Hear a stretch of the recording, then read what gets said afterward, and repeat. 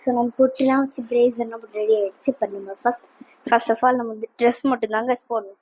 So dress வந்துட்டு இப்போ நான் செலக்ட் பண்ணுறது எந்த ட்ரெஸ் போடுறதுனே தெரியல கைஸ். ஸோ ஒரு செட்டு இது ஒயிட்டு, இது ரெட் கலர் எனக்கு ஆக்சுவலி இதுதான் போட்டு போவோம். ஸோ செம்மையாக இருக்குன்னு போட்டுக்கலாம்.